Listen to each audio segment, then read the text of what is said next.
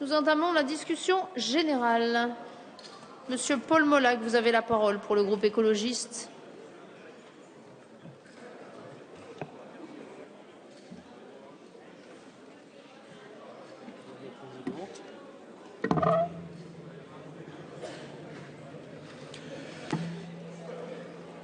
Attendez, monsieur le député. Merci de faire mouvement discrètement et de laisser monsieur Molac s'exprimer tranquillement. Vous avez la parole, monsieur le député. Merci Madame la Présidente, Mesdames les ministres, Monsieur le Président de la Commission, il est parti mais il reviendra, Monsieur le rapporteur, mes chers collègues. Ce texte n'est pas celui que nous attendions. À vrai dire, nous n'en attendions déjà pas trois. Le découpage du texte initial en trois parties ne permet en effet pas de faire émerger une vision globale de la réforme territoriale que nous devons mener. De ce point de vue-là, si je me réfère au discours de Dijon de celui qui, à l'époque, n'était pas encore président de la République, nous attendions une réforme portant sur la régionalisation. Nous attendions un texte dans lequel la région deviendrait la pierre angulaire de notre architecture administrative. Nous devons vous dire que de ce côté, nous sommes déçus. En effet, entre une architecture administrative issue du XVIIIe siècle, basée sur la commune et le département, et une autre, moderne, datant de la fin du XXe siècle, basée sur la communauté de communes, la région, il n'y a, à notre avis, pas de véritable choix face aux défis de l'action territoriale. Le millefeuille que nous connaissons ne sera donc pas simplifié par ce texte, à notre grand regret. On ne retrouve pas l'audace des lois de fer de 1982. Cette loi n'emprunte pas suffisamment la voie entrouverte par la révision constitutionnelle de 2003, établissant l'organisation décentralisée de la République.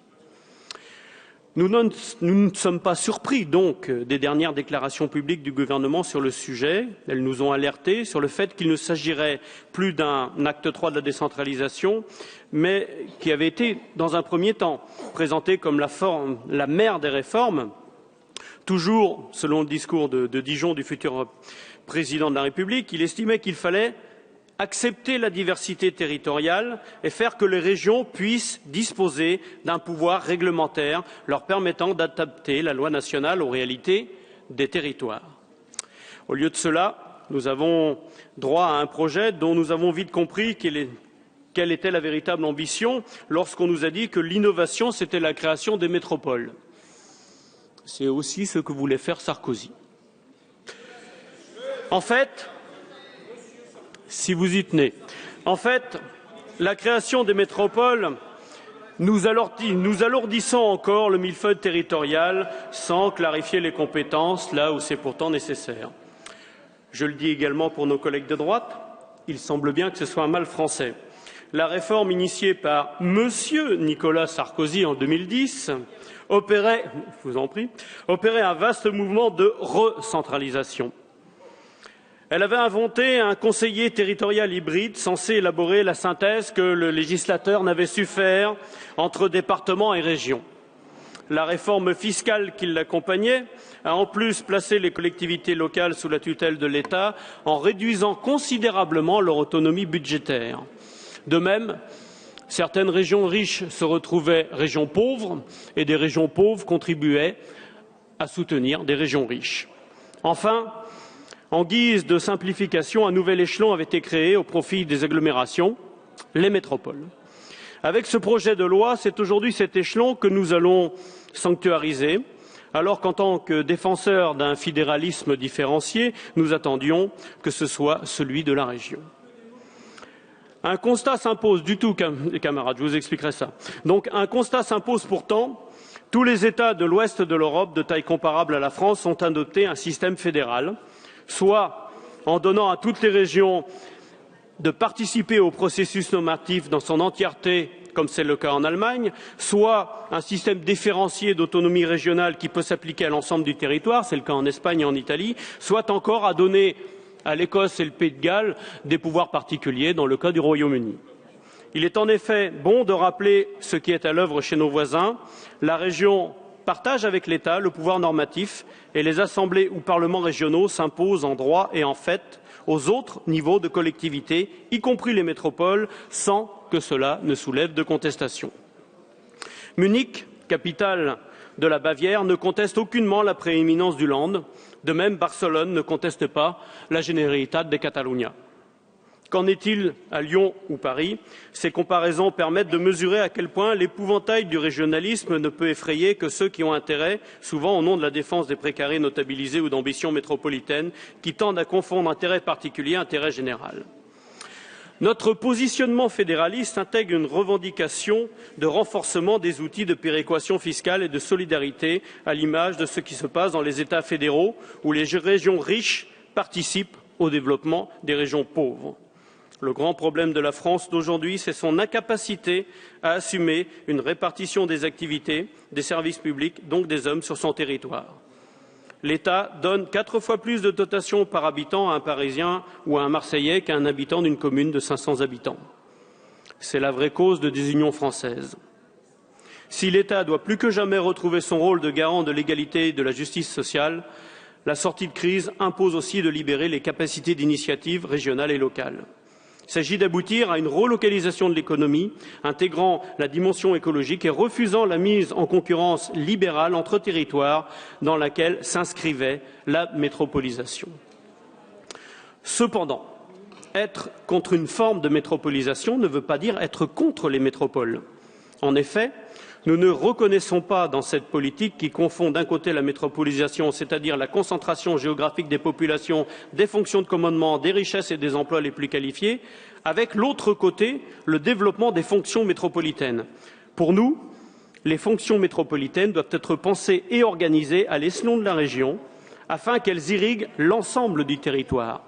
Le fait métropolitain doit permettre d'organiser des fonctions essentielles d'attractivité économique, tandis que le fait régional doit assumer une juste répartition des richesses et des services publics sur le territoire. Ce que nous défendons, c'est bien que ces fonctions doivent servir l'ensemble du territoire et que toutes les collectivités locales doivent y participer et en avoir un retour. Nous ne voyons pas de place pour ce qui pourrait s'apparenter à un darwinisme territorial à l'échelle mondiale ou nationale, comme le voulait l'ancienne majorité. C'est pourquoi nous accueillons favorablement la réactivation des pays sous la forme de pôles ruraux d'aménagement et de coopération. Ils constitueront un socle structurant pour l'aménagement du territoire par les régions. Mais pour nous, il n'est pas question d'opposer les régions d'un côté et de l'autre les villes et les métropoles. Il s'agit d'affirmer que les régions ont besoin de leurs grandes villes, comme ces grandes villes ont besoin de la région. C'est tout simplement ce que nous appelons l'aménagement du territoire. Excusez-moi. Nous serons toutefois vigilants à ce que ce statut de métropole n'autorise pas les agglomérations en question à piloter leur propre politique, notamment en matière d'aide aux entreprises, d'aménagement du territoire et de soutien à la recherche et à l'enseignement supérieur, sans être tenus de prendre en compte les schémas régionaux. Nous aurions donc été très sensibles au fait de reconnaître l'opposabilité juridique des schémas régionaux sur l'ensemble du territoire régional, y compris les grandes agglomérations. Sans cela, nous veillerons alors à ce que les politiques publiques mises en œuvre par les métropoles prennent en compte à minima les schémas régionaux lors de leur élaboration. C'est dans la même logique que nous demanderons, par voie d'amendement, la suppression de toute possibilité de délégation des régions vers les métropoles, la suppression de la participation des métropoles au copilotage État-région des pôles de compétitivité et surtout la suppression de la prise en compte par les régions de la stratégie de développement et d'innovation arrêtée par les métropoles. Là, nous avons un retournement. La région se trouverait sous la dépendance directe des métropoles. Par ailleurs, la création d'un statut de collectivité particulière, aujourd'hui pour Lyon, sans doute pour Paris et Marseille demain, nous interroge. La question, c'est pourquoi les régions ne sont pas considérées comme majeures et prêtes à relever ces mêmes défis, dotées, pour celles qui le demandent, d'un statut particulier. Car ce qui a été rendu possible pour Lyon doit l'être également pour la Bretagne, le Pays basque ou l'Alsace, là où des expressions citoyennes et des politiques fortes se sont exprimées. Nous regrettons que rien ne soit proposé par le gouvernement pour faire reconnaître le principe de différenciation en permettant de créer des collectivités locales à statut particulier afin d'exercer des compétences spécifiques de façon pérenne et sécurisée sur le plan juridique. Je tiens d'ailleurs à exprimer très clairement notre opposition à l'amendement du gouvernement visant la suppression de la liste des compétences pour en faire l'objet d'une délégation de la part de l'État aux collectivités territoriales en ayant fait la demande. Il s'agit des domaines ayant trait à l'organisation, au soutien aux politiques culturelles, au développement de l'audiovisuel, à la gestion de la politique de l'eau et à l'orientation professionnelle, à la santé scolaire. Autant de sujets pour lesquels la gestion par les régions est en capacité d'apporter une réelle plus-value. Dans le domaine de l'audiovisuel, l'exemple de la chaîne publique régionalisée via Stella en Corse est pourtant une réussite. Si cet amendement de suppression du gouvernement était voté, cela rendrait les possibilités de délégation inopérantes. Pourquoi nier aujourd'hui cette possibilité aux régions alors que la demande existe et que les expériences menées actuellement sont très positives? On a entendu les mêmes conseils de prudence naguère s'agissant des demandes d'expérimentation, de différenciation. L'expérience a montré qu'avec le transfert de compétences à la région, ça marchait, et ça marchait même très bien. Je veux bien évidemment parler de la gestion des TER, par exemple, des lycées, ou encore de la formation professionnelle qui donne toute satisfaction. Les résultats sont les mêmes concernant la gestion des fonds européens. La région Alsace les gère en direct depuis des années et l'expérimentation est concluante. C'est pourquoi nous nous félicitons que soit prévu dans ce projet de loi un début de régionalisation de la gestion des fonds européens. Toutes ces expériences ont au final donné satisfaction. C'est sur ces constats objectifs que s'appuie notre conviction que décentraliser, c'est aujourd'hui régionaliser. C'est mû par ces convictions que nous souhaitons renforcer le rôle de chef de file de la région, bien que les chefs de fila consistent en un palliatif à une réelle délégation de compétences. Il est vrai que le rétablissement des clauses de compétences générales pour les départements, que nous souhaitons à terme voir disparaître, ainsi que pour les régions, n'a pas permis d'entrevoir une réelle clarification des compétences. C'est ainsi qu'après avoir fait en commission de la région le chef de file en ce qui concerne l'enseignement supérieur et la recherche, nous demandons à ce qu'elle le devienne sur les langues et cultures régionales, sur le tourisme, ainsi que sur le climat et les énergies renouvelables. En ce qui concerne le rôle du département, ne voyez pas dans mes propos un désaveu des hommes qui portent et font vivre cette collectivité territoriale. Néanmoins, nombreux sont les élus locaux, en particulier dans ma région, qui conviennent que le département, né à la fin du XVIIIe, n'est aujourd'hui pas assez proche pour faire du local et qu'il n'est pas assez grand pour avoir une hauteur de vue de façon à faire de la stratégie et de la prospective. Les compétences du département pourraient être avantageusement redistribuées pour une meilleure efficience de l'action publique entre d'un côté les EPCI, basés sur les bassins de vie, et d'un autre côté la région. Nous aurions là une véritable simplification, une rationalisation, une source d'économie en ces temps de difficultés. Pourquoi ne pas commencer, par exemple, en région Bretagne? Mais pour clarifier l'architecture, il y a un énorme effort de transparence et de démocratie à réaliser. Je tiens à vous le préciser de la manière la plus solennelle possible. Il s'agit pour nous d'un point essentiel. Comment comprendre que des institutions telles que les métropoles, aussi puissantes et maniant des budgets colossaux, ne soient pas soumis aux mêmes principes de contrôle démocratique que les autres collectivités territoriales? La métropole est organisée selon un modèle présidentiel fort avec une absence de séparation des pouvoirs. Le Conseil de métropole, instance à la fois exécutive et délibérative, élit en son sein la présidence, le président de la métropole, qui, assisté de ses nombreux vice-présidents, a toute latitude pour organiser la politique métropolitaine. En l'absence de proportionnel, le fait majoritaire sera amplifié et les contre-pouvoirs sont quasi inexistants. Le schéma prédominant est l'entente politique entre chefs d'exécutif sous le contrôle bienveillant du président de métropole. L'accumulation de couches au pouvoir important, mais sans légitimité démocratique suffisante, est un mauvais signal. Nous avons étudié pendant plusieurs semaines le mode d'élection des conseillers départementaux qui auront moins de marge de manœuvre et d'influence que ces métropoles.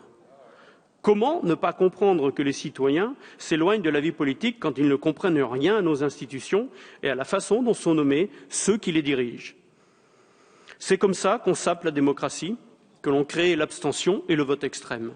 Il est indispensable que l'élection au sein des communautés urbaines et des conseils métropolitains se fasse au suffrage universel direct le plus rapidement possible. Nous défendons de nombreux amendements sur les questions de démocratie, de mode de scrutin, de cumul, de gouvernance et de parité hommes-femmes. Au moment où la parité femmes-hommes entrera dans les conseils généraux, elle restera exclue des métropoles et notamment de la métropole du Grand Paris. Le nécessaire renforcement de la démocratie, couplé à l'absence de régionalisation par une véritable clarification des compétences, sont les deux grandes raisons pour lesquelles ce texte ne nous satisfait pas dans l'esprit. Il est trop loin de ce que nous avons toujours défendu. Nous ne vous en faisons pas grief, mesdames les ministres. Ce n'était pas la commande que vous avez reçue. Soit. Quant à nous, avec l'esprit d'initiative, parfois d'audace qui nous caractérise, nous ferons le nécessaire pour tenter d'améliorer ce texte, sans quoi, dans son état actuel, nous ne pourrons le voter. Je vous remercie. Merci, monsieur le député.